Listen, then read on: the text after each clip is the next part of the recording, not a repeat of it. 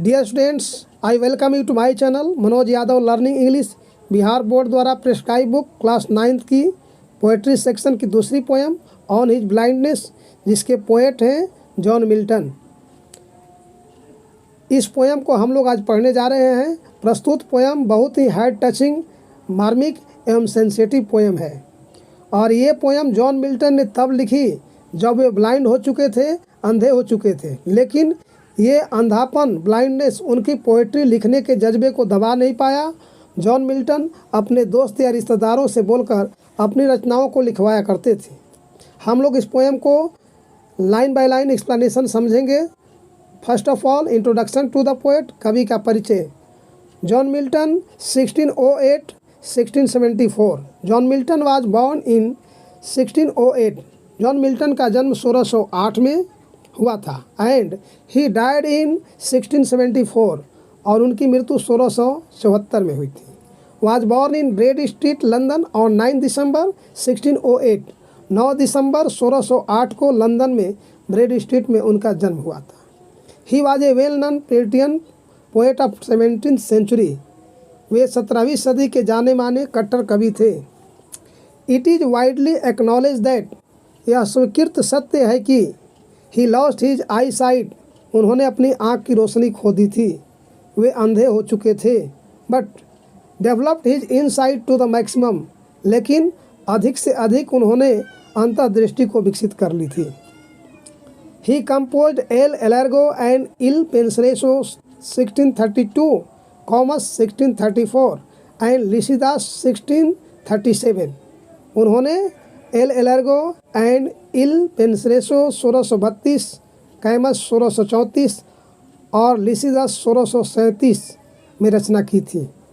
His great epic poems Paradise Lost 1667 and Paradise Regained along with the play Samson Agonistes were his highly thoughtful and everlasting creations. उनके महान महाकाव्य paradise Lost 1667 और paradise regained, उनकी रचना सैमसन एग्निस्ट्स के साथ उनकी ऊंची, विचारशील और दीर्घकालिक रचनाएं थी। He was none for his grand style. He was none for his grand style. Grand style means शानदार शैली। वे शानदार शैली के लिए जाने जाते थे। On his blindness is a Petrarchan sonnet. On his blindness एक 14 लाइन वाली कविता है। Sonnet a poem of 40 lines. 14 line वाली पंक्तियों वाली कविता को सनेट्स कहते हैं।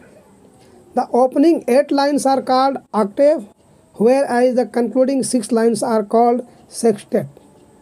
शुरुआत की 8 पंक्तियाँ ऑक्टेव कहलाती है, जबकि अंत की 6 पंक्तियाँ सेक्सटेट कहलाती है। This sonnet deals with his mental condition. यह 14 लाइन वाली कविता उनके मानसिक दशा, मानसिक अवस्था को दर्शाती है। When he was deprived of his I site, जब वे अपने आँख की रोशनी से वंचित हो गए थे, जब उन्होंने अपनी आँख की रोशनी खो दी थी। अब हम लोग पोएम को पढ़ेंगे ऑन हिज ब्लाइंडनेस, अपने अंधेपन पर। तो शुरू करते हैं बिना देर किए हुए। On his blindness, when I consider how my light is spent. When जब, आई मैं, कंसीडर में सोचना, थिंक, हाउ किस प्रकार, माई लाइट, यहाँ माई लाइट का अर्थ होगा मेरी रोशनी, ज्योति, आँख की ज्योति, रोशनी, इज स्पेंट। जब मैं सोचता हूँ कि किस प्रकार मेरी आँख की ज्योति, मेरी आँख की रोशनी चली गई, ख़त्म हो गई। ईर half my days in this dark and world wide. इस मेरे आधी उम्र से पहले, ईर मीन्स पहले, हाफ मीन्स आधी, माई डेज मेरे उम्र, मेरी आधी उम्र से पहले। In this dark world and wide, इस अंधेरे संसार और विशाल संसार में। फिर से देख लें इन 2 पंक्तियों को। When I consider how my light is spent, ere half my days to this in this world, in dark world and wide. जब मैं सोचता हूँ कि मेरी रोशनी, ज्योति आँख की कैसी चली गई, मेरी आधी ही उम्र में, और मेरे लिए यह दुनिया अंधेरी और विशाल हो गई। And that one talent which dead to hide. देखें, कवि का भाव है यहाँ कि दोस्तों इस दुनिया में अंधेरा नहीं है, लेकिन मिल्टन अंधे हो गए थे, इसलिए दुनिया उनके लिए अंधकार एवं विशाल हो गई थी। एक अंधे व्यक्ति के लिए दुनिया बहुत विस्तृत हो जाती है और बहुत ही उसका जीवन दुर्लभ हो जाता है। And that one talent which death to hide. Talent means होता है प्रतिभा, डेथ मीन्स मृत्यु, हाइड मीन्स छिपाना। मेरे अंदर की एक प्रतिभा, एंड दैट वन टैलेंट, मेरे अंदर की एक प्रतिभा, which is death to hide. Hide means होता है छिपाना। मेरे अंदर की एक प्रतिभा जिसे छिपाना मृत्यु के समान है, क्योंकि वह प्रतिभा रहकर भी उसे वे प्रेजेंट नहीं कर पाते हैं, नहीं व्यक्त कर पाते हैं, इसलिए वह जो प्रतिभा रहकर भी उनके लिए मृत्यु के समान है। Lodge with me useless. Lodge means रहना, होना। लॉज विथ मी, मेरे साथ रहकर भी ये बेकार है। Lodge with me useless. Useless means बेकार। मेरे साथ रहकर भी यह बेकार है। दो माई सोल मोर बेंट। यद्यपि, हालांकि, मेरी आत्मा, मोर मीन्स अत्यधिक, बेंट मीन्स उत्सुक, झुकाव। मेरी आत्मा अत्यधिक उत्सुक है, झुकी हुई है। To serve there with my maker. Serve में सेवा करने के लिए। माई मेकर, मेकर गॉड, सृजनकर्ता। अपने गॉड भगवान की सेवा करने के लिए मेरी आत्मा झुकी हुई है। And present my true account. और प्रेजेंट मीन्स होता है प्रस्तुत करना। माई ट्रू अकाउंट, अपने जीवन का लेखा जोखा प्रस्तुत करने के लिए मेरी आत्मा झुकी हुई है, ईश्वर की सेवा करने के लिए। लेस्ट ही रिटर्निंग चाइल्ड। ऐसा न हो कि उसके पास जाकर मुझे डांट फटकार लगे।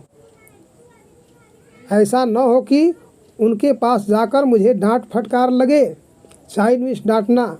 रिटर्निंग यानी मृत्यु के बाद पुनः ईश्वर के पास जाने की कल्पना कभी करते हैं। ही रिटर्निंग चाइल्ड, पुनः उनके पास जाने पर मुझे डांट फटकार न लगे, इसलिए मैं अपने जीवन का सही लेखा जोखा प्रस्तुत करना चाहता हूँ। Doth God exact day labour light denied. यहाँ क्वेश्चन मार्क दिया हुआ है। कभी अपने आप से क्वेश्चन करते हैं, does God exact day labour light denied. यहाँ डॉथ ओल्ड इंग्लिश है और मॉडर्न इंग्लिश में से डज पढ़ते हैं, डज होगा। Doth God exact day labour light denied. क्या ईश्वर को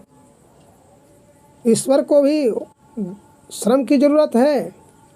क्या ईश्वर को वैसे व्यक्ति से भी श्रम की ज़रूरत है जो लाइट डिनाइड, जिसकी रोशनी, जो रोशनी से वंचित हो गया है, जिसकी रोशनी छीन ली गई है, उनसे भी ईश्वर को परिश्रम की ज़रूरत है? ऐसा कभी क्वेश्चन करते हैं और कहते हैं।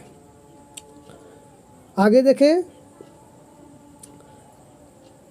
आई फॉन्डली आस्क, मैं सप्रेम पूर्वक पूछा, बट पेशेंस टू प्रिवेंट, लेकिन मेरे धैर्य सब्र ने मुझे रोका। मैंने सप्रेम पूछा, लेकिन मेरे धैर्य ने मुझे, सब्र ने मुझे रोका, सब्र ने मुझे रोका। दैट मर्मर सुन रिप्लाइज, और मेरी आत्मा की बड़बड़ाहट, मर्मर मीन्स बड़बड़ाहट, सुन रिप्लाइज शीघ्र ही जवाब दी। मेरी आत्मा की बड़बड़ाहट शीघ्र ही जवाब दी। God doth not need either man's work or his own gifts who.